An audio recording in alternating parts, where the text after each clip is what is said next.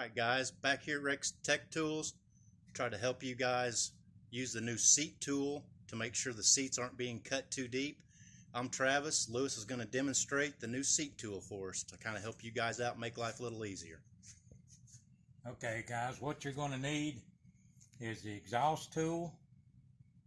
Right here you're going to need the intake tool. They are different. The exhaust tool is cut straight. The intake tool is larger because of the difference in the diameters, inside diameters of the seat. You'll also need this little pin, okay? And you'll need a flat edge.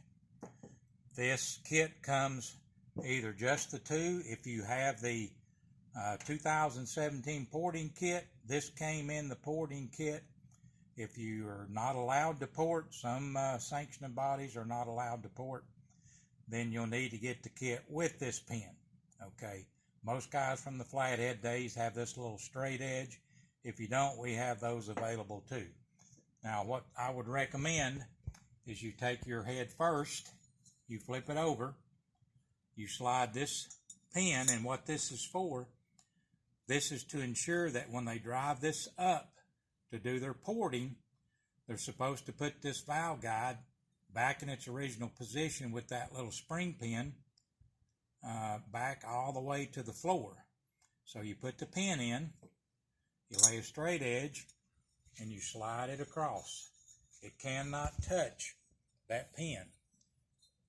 Now, the intake is not as much a problem as the exhaust. We're going to slide it over the exhaust side. Okay. We're going to slide it up. Well, that was the exhaust. I'm sorry. There's the intake. Here's the exhaust. So what happens is sometimes the heat, this will rise, and if that tool touches right like that, then it is deemed out of spec. So be sure, first thing is you need to check and make sure that when they did the porting, whether it's in AKRA porting or NKA no porting, they do lower the bowls in the NKA. They can't touch the guides or the seats just like AKRA. So you need to ensure that this is in its original place. So then let's flip the head over. Okay. You take the exhaust. Doesn't matter which one first. You slide it in, and you should feel drag. Okay. All right. That is a legal cut head. All right, I'm going to take the exhaust and I'm going to intake. Or the intake, I'm sorry. And I'm going to put it in there, and you try to twist it. You feel the drag, and the drag you're feeling is at the bottom cut of this 60 degrees. I don't know if you can see it right here. It will drag on the tool about right in here. Okay, now we're going to take this tool into a 75 degree cut, which is illegal. The rules say 30, 45, and 60. I'm going to set this down in here, okay, and I'm going to twist it. You see how it free spins?